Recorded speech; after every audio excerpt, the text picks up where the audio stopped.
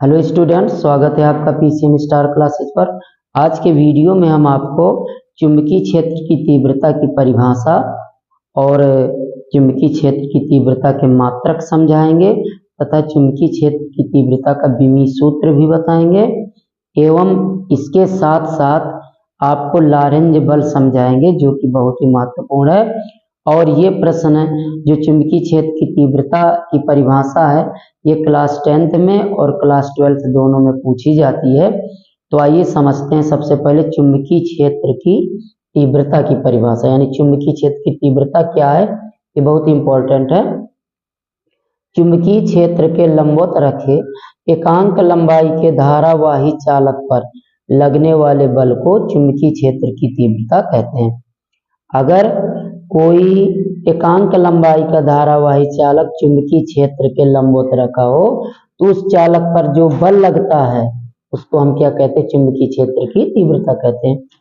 चुंबकीय क्षेत्र के लंबवत रखे एकांक लंबाई के धारावाही चालक पर लगने वाले बल को चुंबकीय क्षेत्र की तीव्रता कहते हैं। इसे बी से व्यक्त करते हो ओके। और इसका एसआई मात्रक न्यूटन प्रति एम्पियर मीटर या वेबर प्रति मीटर स्क्वायर या टेस्ला होता है।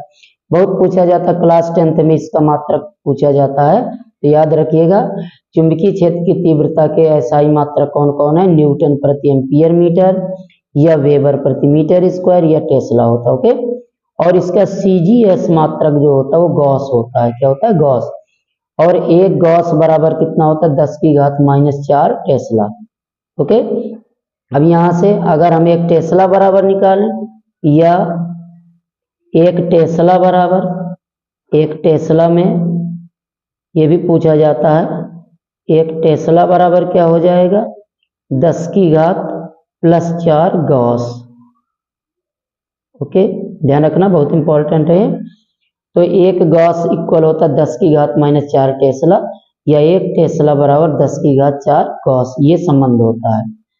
और चुंबकीय क्षेत्र की तीव्रता का जो विमीय सूत्र होता है m(l⁻0 t⁻⁻2 a⁻⁻1) या l⁻0 तो इसका मान 1 हो जाएगा, तो हम सीधे लिख दें, या इसको यूं भी लिख सकते हैं हम m(t⁻2 और a⁻⁻1) होता है। तो ध्यान रखिएगा, बहुत इंपॉर्टेंट है ये और अक्सर पूछा जाता है। एक नोट है इसमें, यह एक सदिश राशि है जिसकी दिशा दक्षिणी ध्रुव से उत्तरी ध्रुव की ओर खींची गई रेखा के अनुदिश होती है। चुंबकीय क्षेत्र की तीव्रता जो है वो सदिश राशि है और इसकी दिशा दक्षिणी ध्रुव से उत्तरी ध्रुव की ओर खींची गई रेखा के अनुदिश होती है ओके।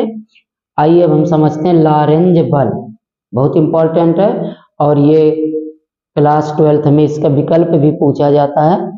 तो लॉरेंज बल समझते हैं क्या है। यदि किसी स्थान पर वैद्युत एवं चुंबकीय क्षेत्र दोनों उपस्थित हों तब उस क्षेत्र में गतिमान किसी आवेशित कण पर लगने वाले कुल बल को लॉरेंज बल कहते हैं।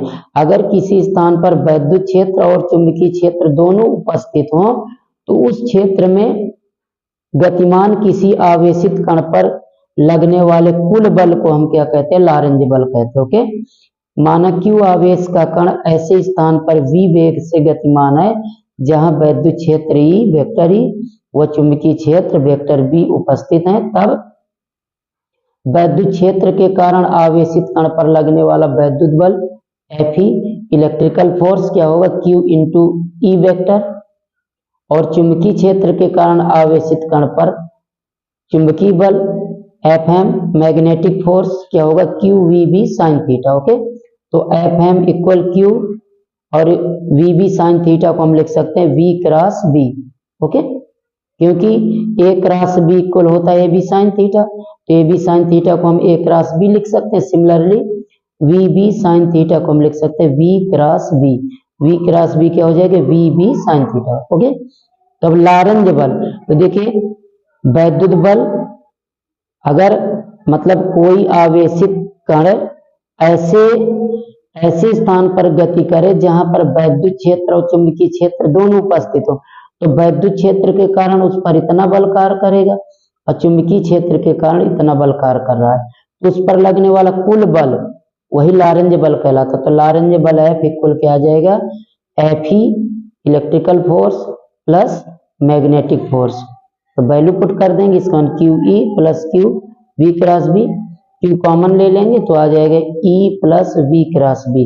ये विकल्पों में कई बार पूछा गया है। ओके, और अगर वैद्युत क्षेत्र अनुपस्थित है, अगर वैद्युत क्षेत्र अनुपस्थित है तो वहां पर क्या हो जाएगा, वैद्युत बल शून्य हो जाएगा।